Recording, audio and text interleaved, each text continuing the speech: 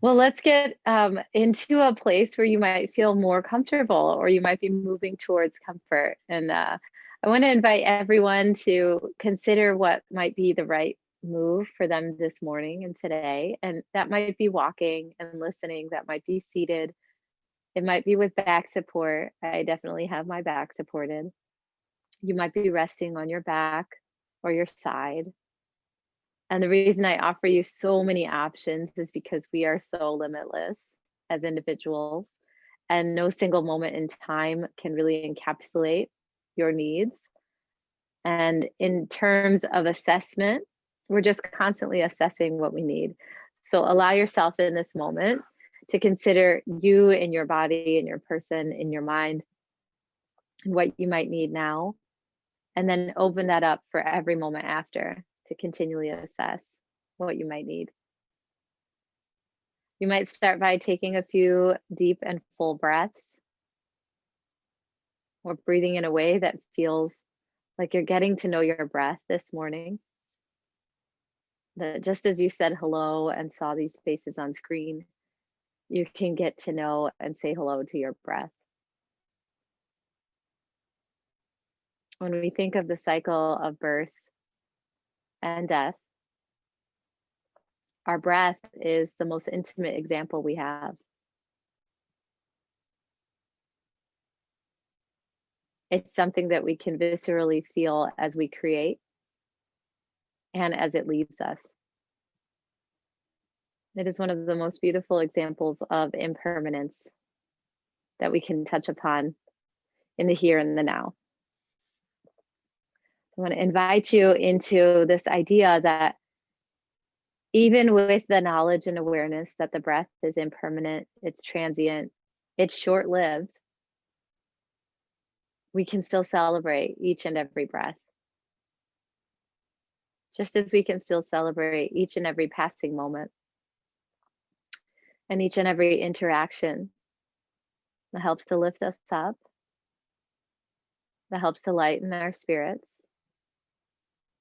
elevate our moods.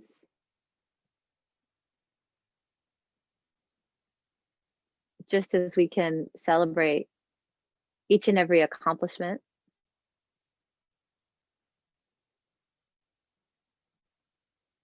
each and every contribution,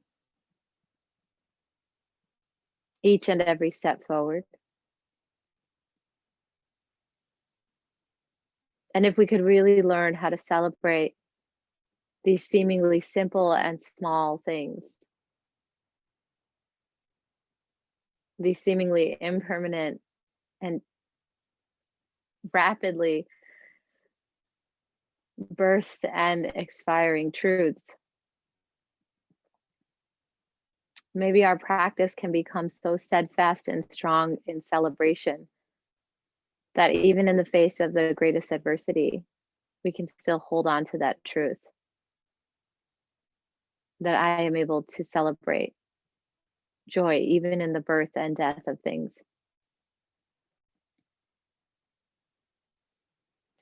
So take a moment to understand what it is you're holding today, what it is you're feeling, whether there's a complex nature to it, whether you can identify one or more feelings.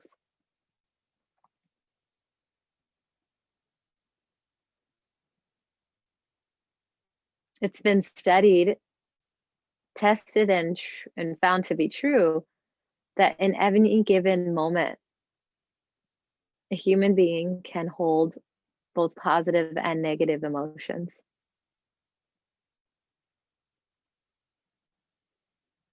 Can hold onto things that feel light as well as things that feel heavy.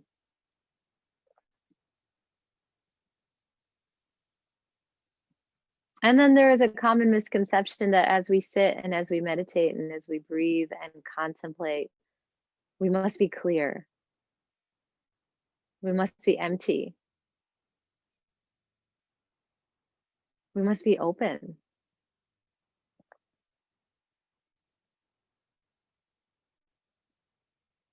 I would like to invite you into breaking the mold into allowing multiple truths to exist,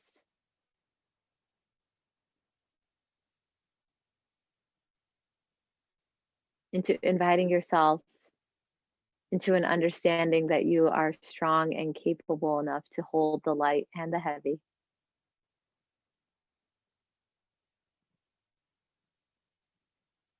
And even as that occurs, your practice of celebration is so strong that it stays with you. What would you like to celebrate today?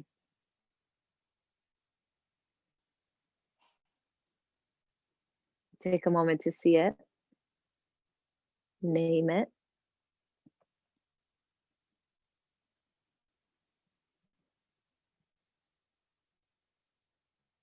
offer an embodied practice around the celebration.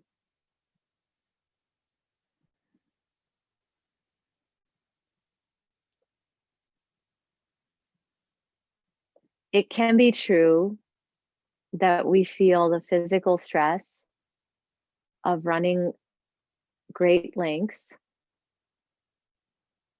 even when sitting still.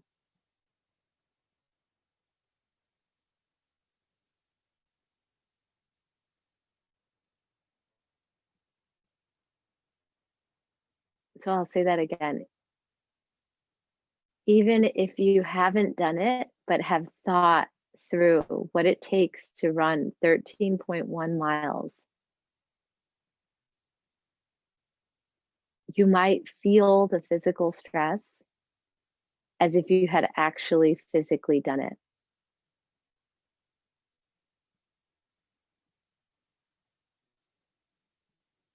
The interworkings of all of our systems make us very powerful beings.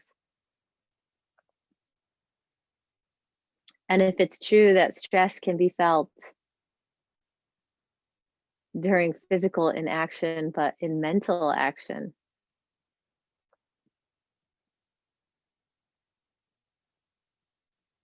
then I will rally that the opposite is true. That if we were to allow ourselves experiencing something that brings us supreme joy,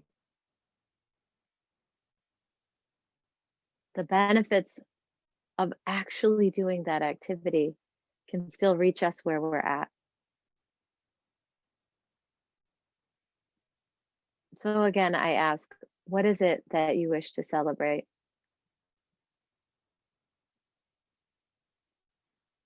And can you see yourself in that moment of celebration?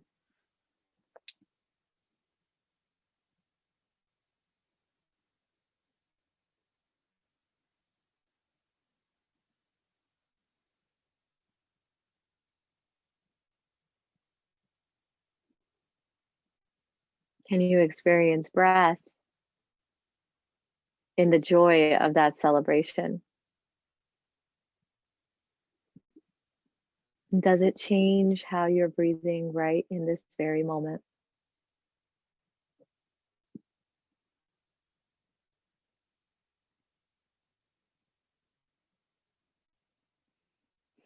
Maybe you have a sigh of relief or of ease.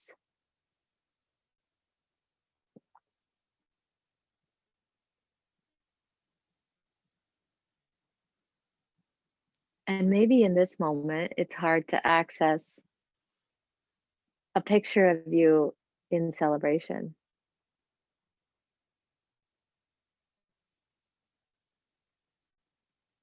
because we are able to sit with the light and the heavy, the bright and the dim. We might experience one side more than the other, or one part of the spectrum more than the other.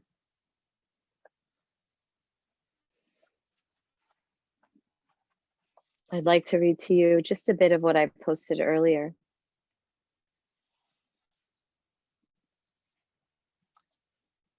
When we practice with a community, a sangha, We should take advantage of the group energy. Everybody is breathing mindfully.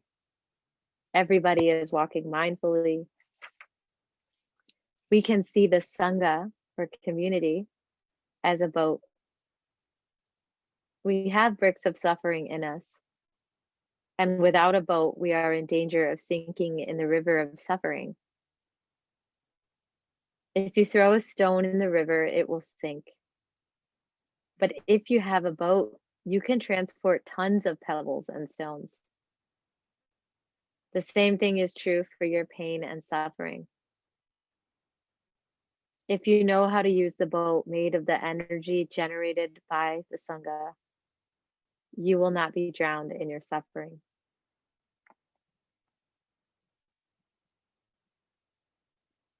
The Sangha is made up of people who are practicing mindfulness, who generate the collective energy of mindfulness every moment of the day.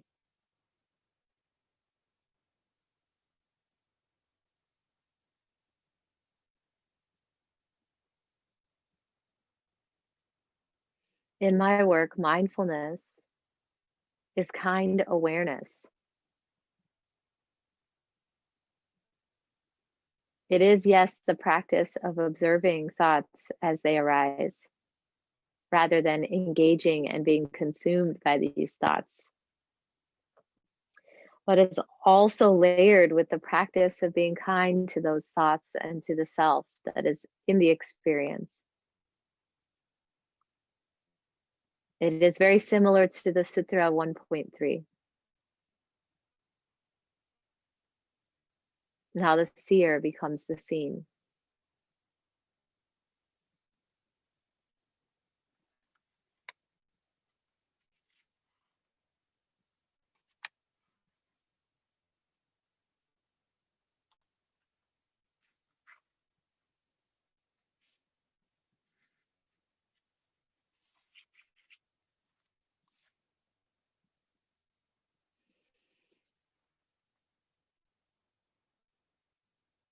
In our practice, we have already mentioned suffering, heaviness, dimness, and we have already mentioned celebration, joy, contribution, achievement, energy, mindfulness. In every moment that passes, we may experience all of these occurrences, or just a few, or maybe just one. What I find helpful to understand is that every passing moment is a chance to turn it all around. Even if the moment feels like an anchor, the moment will pass. You know very well that the wave does not need to die in order to become water. It is water in the here and now. You think you are subject to birth and death, but if you touch your nature deeply, you will see that it is the nature of no birth and no death.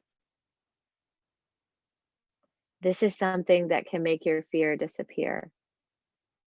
And true happiness can only exist when fear is no longer there. Touching the ultimate dimension is very important. The wave can live the life of a wave, but it can also do better. It can live every moment of its life, deeply touching its nature of no birth and no death.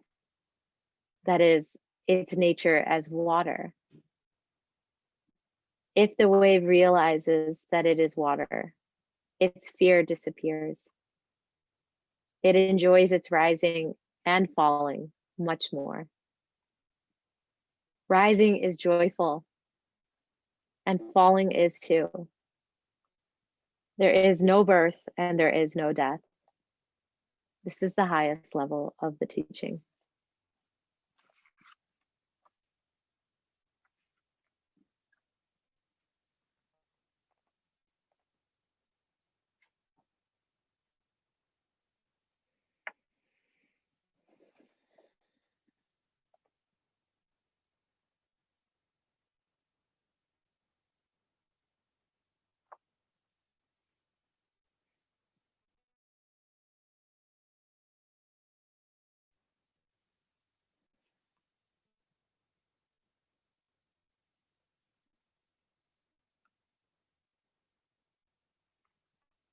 In our minds, we think that birth means we start from nothing and become something, that from nobody we become somebody. That is our definition of birth. From nothing comes existence. From nothing comes being. But that is absurd because it is impossible for anything to come from nothing.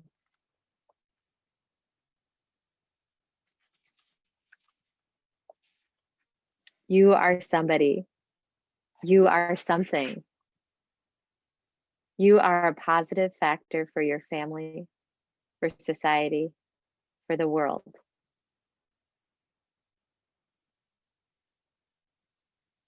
You can practice solidity in everyday life. Every step, every breath you take should help you become more solid. When you have solidity, freedom is there too. Freedom is the basis of all happiness. Without freedom, there is no happiness.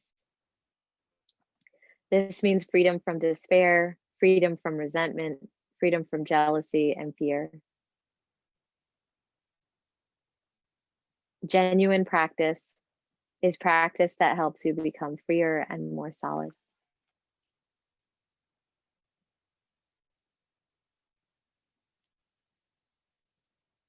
How does the practice of celebration invite you to become more solid and more free?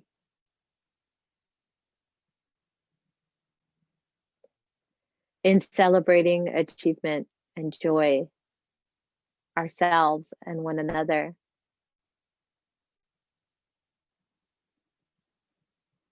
we can start to hold in higher regard our joy and our happiness and our peace. And we can lessen the importance of resentment, of fear, and of anger,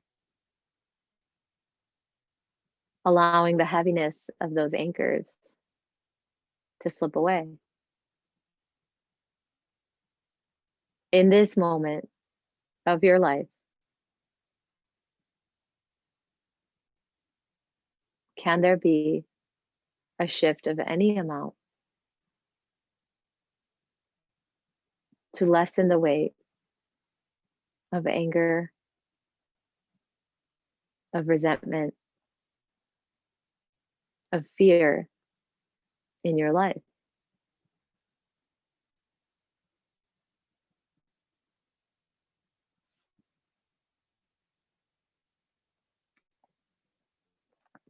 As we spend our final minutes together, I invite you to explore the energy that you're bringing to this practice, to this moment.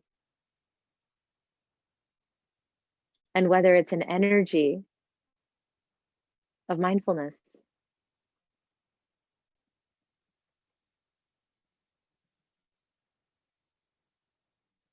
can we see our thoughts rather than shun them?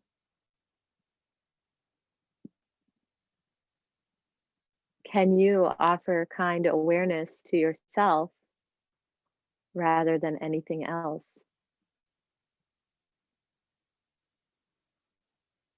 Knowing that there is a rising and a falling to each moment, to each emotion, to each experience,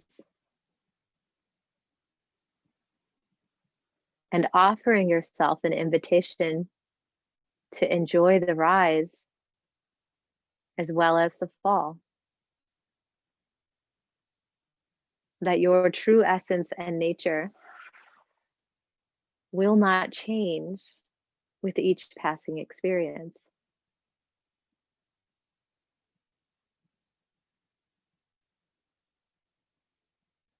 This is my wish for you. This is the goal of our practice. This is the practice of our practice.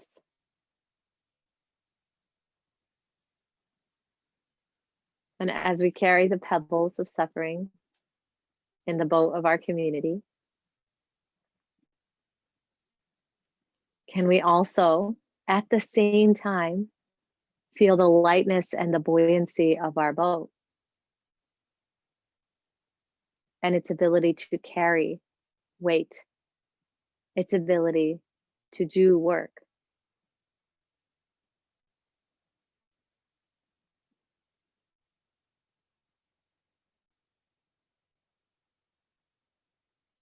In this moment, can you explore the energy of the group and the energy of mindfulness that we are all exploring and offering?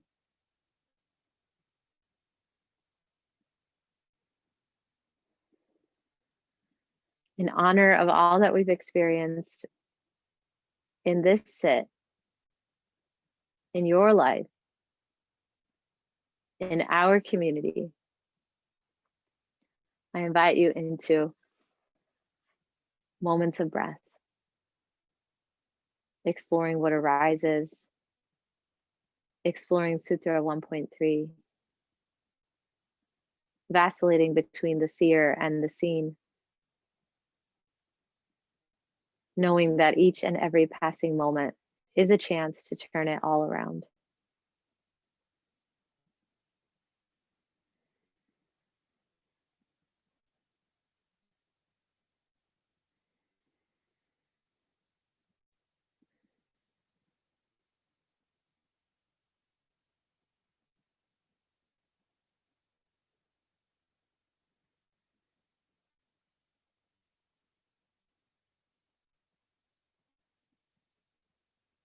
The breath is as a wave, rising on the inhale, falling on the exhale.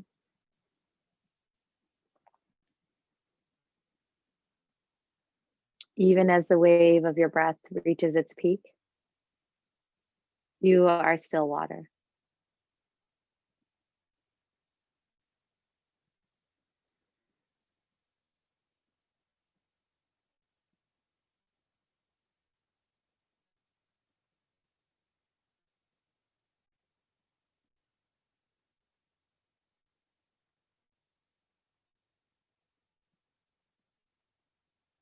For everything that you have experienced that has helped to bring you to this moment,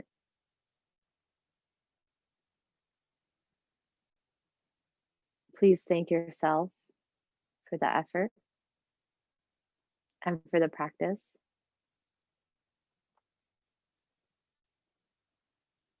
Please explore gratitude for your loved ones,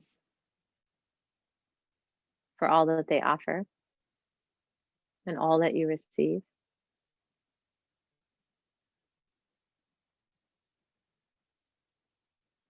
Please explore gratitude for your community, for the ebbs and flows of what we can celebrate and walk away from. And please explore gratitude for all external environment that we feel open to engage with, the trees and the ground, the sky and the sun, and everything in between that helps us to embody our lived experience even more.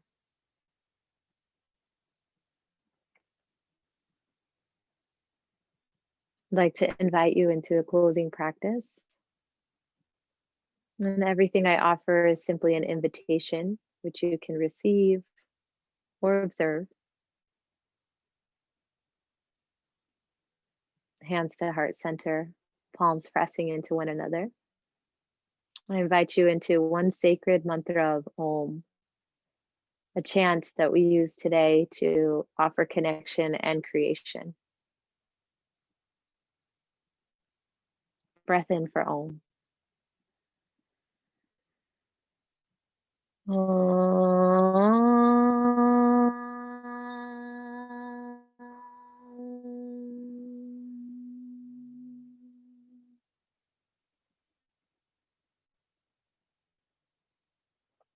Please bring the thumbs to the third eye center, Ajna Chakra, inviting a soft bow to honor these yogic practices, honor the indigenous teachers of South Asia, and honor the many lineages we continue to benefit from.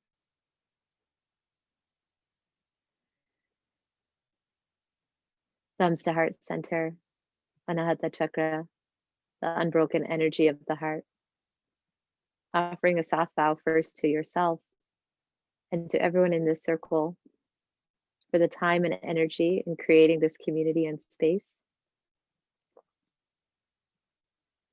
Hands to the earth or an object connected to the land, inviting a soft bow to honor the land and its bounty.